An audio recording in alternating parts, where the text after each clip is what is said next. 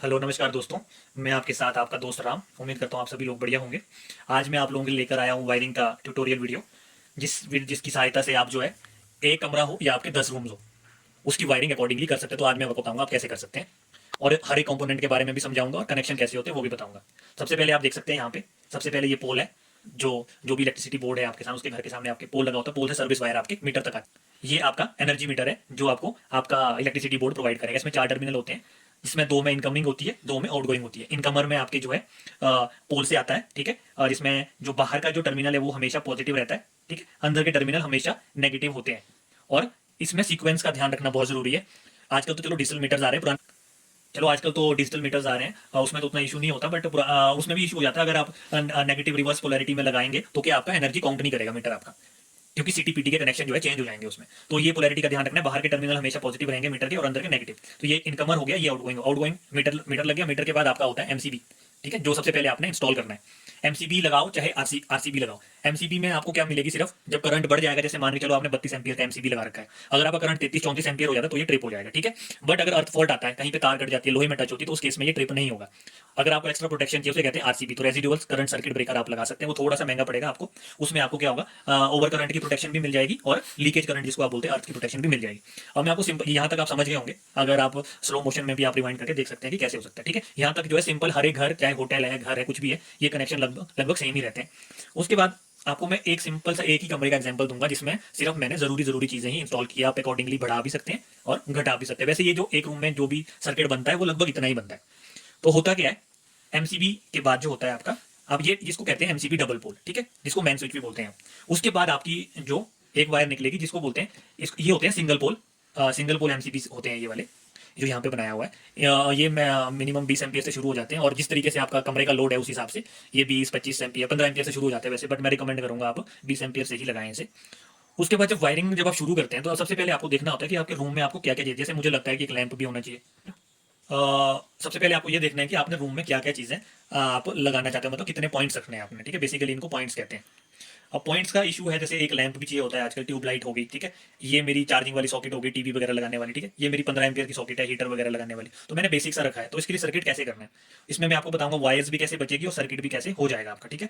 तो क्या करना है, यहाँ पे मैंने 20 से 25 एम्पियर के सिंगल पोल के मैंने एमसीबी लगा लिया, ठीक है। सिंगल पोल के एमसीबी से मैंने यहाँ पे क्या किया, उसको कनेक्ट कर लिया डीपी से। सिंगल पोल के एमसीबी को एक तरीके की बस बनती है यहाँ पे। जैसे ये मल्टीपल रूम्स के लिए मैंने पॉइंट रखा, जैसे मान के चलो ये रूम 1 है, ठीक है, ये रूम 1 के लिए था, अब 2 के लिए है, ये 3 के लिए, ठीक है। अभी हमने एक ही रूम का दिखाया, अगर जो बाकी के लिए वायर जो है वो यहाँ से उठेंगे पॉजिटिव के। अब रूम 1 में आप वायरिंग शुरू करेंगे, सबसे पहले आप पॉजिटिव कहाँ से उठाओगे, ये सिंगल पोल के 1 से पॉजिटिव वायर चली जाएगी आपकी, और न्यूट्रल लिंक से नेगेटिव वायर उठा, 2 तारे जाएगी आपकी सीधा रूम तक, रूम के। तो ये जो है आप देख सकते हैं यहाँ पे मैंने सीधा यहाँ से रेड वायर उठाई, ठीक है। और ये एमसीबी का जो ये स्विच है, ये वाला, ये स्विच के कॉन्टेक्ट है, ये स्विच में चली गई सीधी। यहाँ से ब्लैक रेड वायर, जो रेड स्केच में देख रहे हैं, ये मोस्टली मेरे पॉजिटिव कनेक्शन है, ठीक है। और ये ब्लैक में नेगेटिव कनेक्शन दिखाया है, और ग्रीन में ये अर्थिंग वाले हैं। यहाँ से मैंने फेज उठाया, यहाँ से मैंने नेगेटिव उठाया। फेज को मैंने स्विच में कनेक्ट किया, क्योंकि वो स्विच से कंट्रोल करके मुझे देना है, ठीक है। उसके बाद मैंने पॉजिटिव मैंने उठाया और मैंने स्विच में दे दिया। स्विच के थ्रू मैंने सॉकेट में दी। जब ऑन करूंगा तो यहाँ सर्किट बनेगा और पॉजिटिव यहाँ तक एक्सटेंड हो जाएगा। अब नेगेटिव मेरा डायरेक्ट आ गया, मैंने सॉकेट में उठा लगा दिया। अब मेरे पॉजिटिव नेगेटिव जो है मेरे रूम में पहुंच गए, ठीक है। उसके बाद आप देखेंगे कि एक 5 एम्पियर वाला सॉकेट का पॉइंट होता है, जहाँ पे मेरे लाइट के स्विचेस, ट्यूबलाइट के, या जो भी आपने रूम्स में इंस्टॉल की एसेसरीज उसके होते हैं। तो इस तरीके से आप देख सकते हैं। उसके बाद मैंने यहाँ से क्या किया, यहीं से मैंने न्यूट्रल को एक्सटेंड कर दिया इस लैंप तक, ठीक है।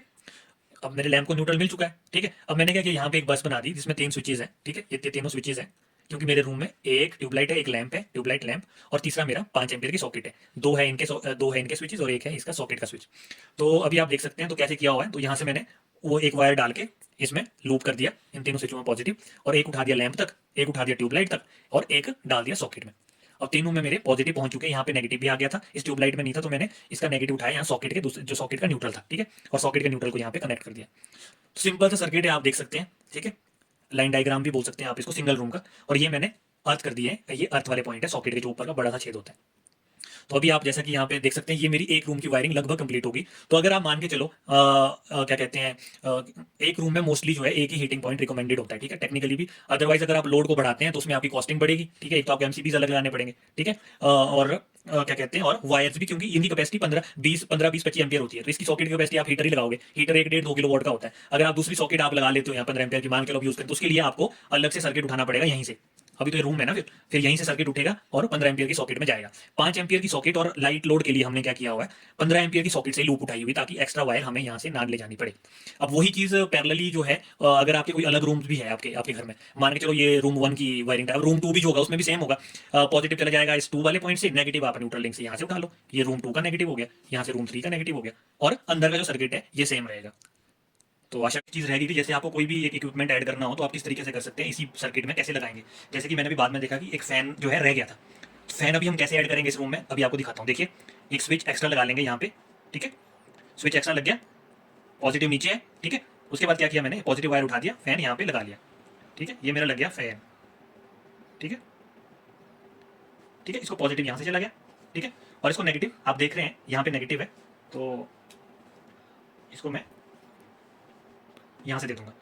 तो आप देख सकते हैं अभी सर्किट में फैन भी ऐड हो गया है। तो आप सभी लोगों को समझ आया होगा।